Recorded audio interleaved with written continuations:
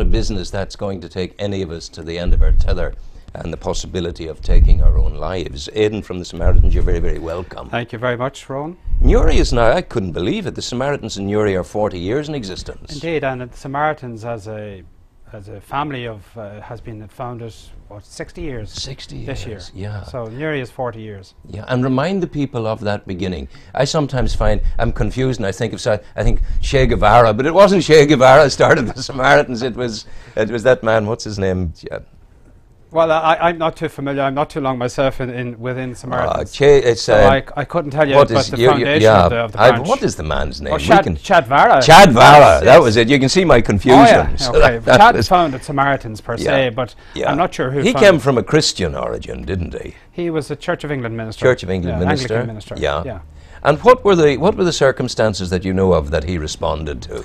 I think that he discovered that people who are listened to find that being listened to and allowed, given the opportunity to express their feelings, their emotions, he found that giving them that opportunity, it left them in a better place than they were before. Problem shared is a problem halved. Yes, kind of thing. It opened their mind up to other perspectives, other options that perhaps previously they weren't consciously aware of.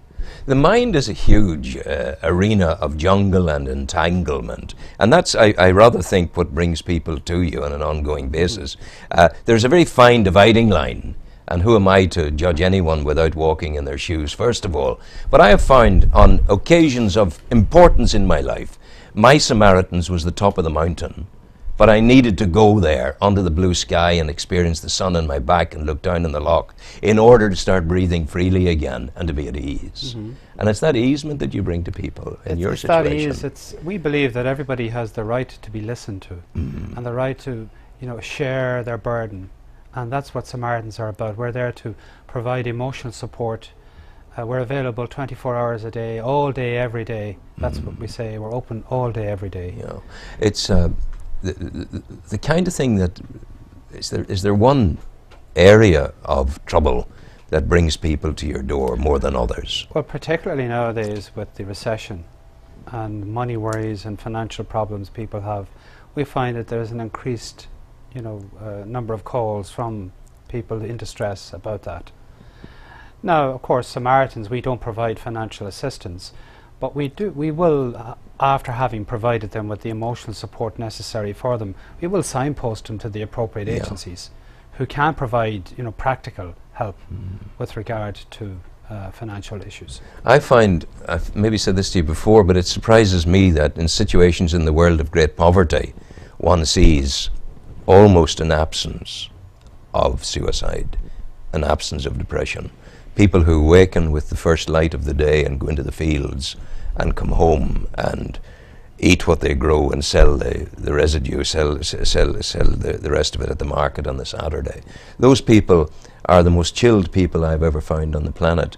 And maybe it is our civilization that's squeezing us down the timeline to taking our own lives. Well, perhaps it's the fact that the nuclear family is now absent, perhaps, and largely absent from Western society, It's found that in the Amish community, as a matter of interest in America, the incidence of suicide is zero. So that's because of the loving arms of the family. And indeed, that's with Samaritans, we provide that support network for people in distress who are emotionally distressed, anxious, and are suicidal. You don't have to be suicidal to contact Samaritans. No, just me scratching your head and wondering about what the next day is going to hold. Well, indeed, if you need the support, we're there for you. And we don't judge. We're there 24 hours a day. You see, God forbid, and who am I? Maybe. But if I had to ring you, I would go from here to Cork and back before I'd ring you. I'd say, Aidan will know me. So I wouldn't be doing it. And my Auntie Ailish did it. I won't phone the Samaritans. Well, my Auntie Ailish will know me. So it's that sort of, it's a policy of anonymity, but in reality it's not, because I know you know me and you know my family and all the rest of it. In Newry alone, Rowan, there are over 120 volunteers. Now, as in the Samaritan organisation, there are over 21,500 volunteers. Samaritans is truly volunteer-led. For every pound that you give to Samaritans, I think it's 5 pence is taken up in administration. Yeah. So there's a 95% return on going into helping people in distress. That, in terms of charities, is a phenomenal return. Oh, it is. Yeah. On your investment. It's actually not exceptional, because Oxfam, Christian Aid and Concern, those organisations, Troker, they're similarly excellent in that. But isn't it grand to know that you're in there, in that pantheon of proper fiscal behaviour within it? Yeah. But you mentioned they're going out into situations. I thought you didn't. I thought people came in. Well, we go out in terms of outreaching to different communities, to perhaps men's sheds. You would physically visit them and talk to them? physically visit these organisations, schools. Yeah. You know, other organisations like that, women's institutes, give talks, you know, disseminate our information, our brochures, our leaflets, just making people aware that we're available. I wrote something, it's in my column next week, and I just, when I was writing it, I wasn't sure that I was right. But I wrote it anyway because I thought it made sense in the context. And I said that a person who takes his or her own life is mentally unstable. Would you disagree with that? I'd say a person who takes their own life is very emotionally distressed. More or less the same kind of thing. Yeah. Yeah. And that brings me to the notion, if as a society we're doing enough for people earlier along the timeline, that when they come to you, thank God you're there. But when they come to you, it's the last chance saloon. Well, and we don't judge. no, but I'm saying that if someone earlier on, their GP or their granny sort of said, "What's wrong with you? Talk to me." Maybe we're not doing enough of that. Perhaps. I think that talking is very important, you know, and that the fact that you can lift the phone or write us an email or text us, you have the total anonymity of the person at the other end of the phone. You don't know them, they don't know you. Yet, you know, there are occasions where if somebody feels that they need more support, we will contact them again once they give us their phone number. You know, so we do provide that, you know, ongoing caller support or person-to-person support within Samaritans. What kind of people, it's hard to say I suppose, but what kind of people are volunteers with you? People from all walks of life.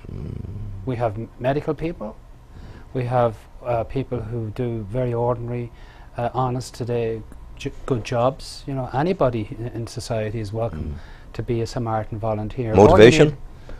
Motivation, what would that be? Motivation would be perhaps to help somebody, to it's be a humanitarian thing, possibly a religion. To be a good listener. Again, Samaritans has perhaps a biblical connotation. We're a non-denominational, non-religious organisation, so we don't judge. We accept everybody. But isn't it the good? Isn't it the good of the of what your founder did? Chadvara. He out it went, and he was give birth to the Samaritans through a Christian motivation. But then you let go of it and you say, we're open to everybody. Isn't that the true sort of wheeling out of the message of love? That's the wheelbarrow it's in. Indeed, it is a love for a fellow human being. You know, we are there to provide the support, and we're open 24 hours a day. And I constantly say it. Oh no, it's important to say that. You know, that we're always there. We're always available. We don't close. Yeah, which is a concept. You know, I begin to see things. Another organisation or organisations coming in and inviting calls in. I don't know what that's about, because surely there has to be just there is one Samaritans and that should be it. To start having more leaves you in a situation of the possibility of confusion, I would have thought. But that's not your doing. No, well, you know, everything we do, we have to finance it ourselves. As a branch, we don't get any government aid whatsoever. We get no money from any government institution. So everything we do in Newry branch, we actually have to go out there and fundraise it ourselves. Are you still looking for people to come as volunteers?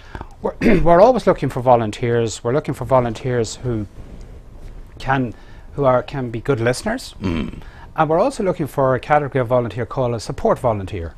Now, support volunteer has the same rights and privileges as a listening volunteer, except that they don't listen or talk to a person in distress.